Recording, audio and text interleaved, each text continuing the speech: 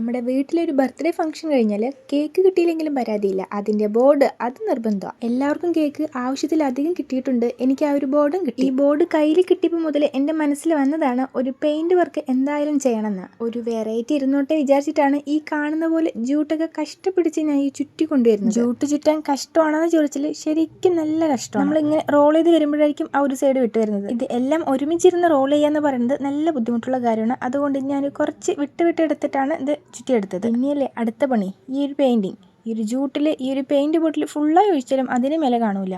ഒരു വിധത്തിൽ വെള്ളവും പെയിൻറ്റും എല്ലാം കൂടി മിക്സ് ചെയ്തിട്ട് ഒരു രൂപം കൊണ്ടുവന്നിട്ടുണ്ട്. ചില സമയത്ത് തോന്നും ഇത് ഇട്ടിട്ട് പോയാലെന്ന്. പക്ഷെ ഇത്രയും ചെയ്തിട്ട് ഇട്ടിട്ട് പോകാൻ മനസ്സിൽ വരുന്നില്ല. ഒരു 4 ദിവസം എടുത്തിട്ടുണ്ടാവും മിനിമം ഞാൻ ഈ ഒരു വർക്ക് കംപ്ലീറ്റ് ആക്കാൻ. ഒരു പെയിൻ്റ് അടിച്ച് അത് ഡ്രൈ ആയ ശേഷം വീണ്ടും അതിന് മേലെ ഒരു കോട്ടും കൂടി അടിക്കും. അങ്ങനെയാണ് ഈ ഒരു രൂപത്തിലൊക്കെ കൊണ്ടുവന്നത്. രൂപം എത്തിയിട്ടില്ല, ലാസ്റ്റ് ആണ്. അതിന് മേലെ കൂടി ഒരു ലീഫും കൂടി വരച്ച് വെക്കണം. എളുപ്പം വെച്ച് തുടങ്ങിയതാ, പക്ഷെ അവസാനം ചെയ്ത് വരുമ്പോഴത്തേക്കും ഒരു വിധമായി. ഒരു റെഫറൻസ് എടുത്തത് പിൻട്രസ്റ്റിൽ നിന്ന്. അതിൽ കാണാൻ നല്ല രസമുണ്ടായിരുന്നു. എന്തായാലും ഇത്രയൊക്കെ കഷ്ടപ്പെട്ട് ചെയ്തു വന്നതല്ലേ, ഒരു ലൈക്ക് ഇട്ടിട്ട് സപ്പോർട്ട് ചെയ്യാൻ ആരും മറക്കണ്ട കേട്ടോ.